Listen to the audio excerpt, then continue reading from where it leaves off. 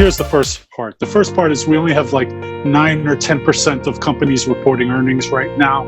And they're either the big companies have beaten their earnings or given guidance that the earnings are going to be higher than what they thought. But there is still, there's still room. About 44% of the other companies are actually guiding lower. So we have to stay on top of that, and we have to be aware that these things are happening because they can turn around the portfolio in a heartbeat. But the good news is you have companies like Microsoft and Netflix, AT&T's reporting today, and they're all guiding. The one bright spot I'm seeing right now is retail, but there's a little bit of a funny story because retail is up to its pre-pandemic levels. And unfortunately, before this, we had 3 or 4 months of the retail going down, and then all of a sudden it shot up like a rocket, and we're back up to pre-pandemic levels. So I think that's a bright spot. I think that people are buying online. They're not going to the store like they had to. They don't really have a choice at this point, where they're ordering online through Amazon and other companies, or directly with the retailer itself, especially for companies who are geographically dependent in certain areas. I mean, we're talking about 35 plus states that had reopenings, and now a dozen or so are retracting those reopenings. California, Texas, Florida, and many other states are pulling back. So yeah, that's going to definitely have an effect on earnings. It's going to definitely have an effect on the supply chain, and it's definitely going to have an effect on forward earnings. So for the fourth quarter, they could affect those earnings as well. If we see that, like here in New York, they make their turnaround and they flatten the curve and they lower the curve, this can be a very good sign for them. And then the fourth quarter and first quarter 2020 can be a little bit better for them, I believe. I actually would be very strategic and choose services that I know, that I believe that are good players, that are consistent, have consistent earnings, versus companies that are not doing anything right now. But I'm only going to do so with a very small percentage of money, i.e. no more than 5-6% at this point of any portfolio. But any companies that have technology that's absolutely necessary to people staying at home in their businesses and in their lives, because those companies are going to benefit.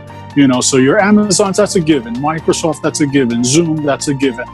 But there is a broad-based part of the tech sector that has not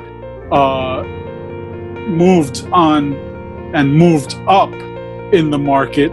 So we want to be aware of those names. Look to names that have solid earnings over the past year, that are contributing to this home-based economy. That's, I think, because of the length of time, and as it goes on, if this goes on, say, a year, for argument's sake, a lot of people are not going back to a traditional office. A lot of companies will not be bringing their employees back to a traditional office.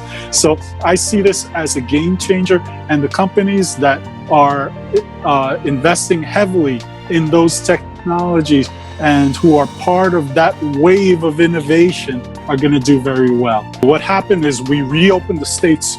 The states that reopened too soon, and then they went and closed them again. You had a whole bunch of people going on unemployment, being taken off the unemployment rolls. And then now we're at 1.4, 1.5 million being added to the rolls simply because those states opened too quickly. And those people who had gone back to work are now being told they're going off, so they have to start collecting unemployment again. The labor market is, they're saying it's stabilized. I don't believe that. I still think that there are a number of unemployed that are not being counted in the rolls. Your part-time earners are there.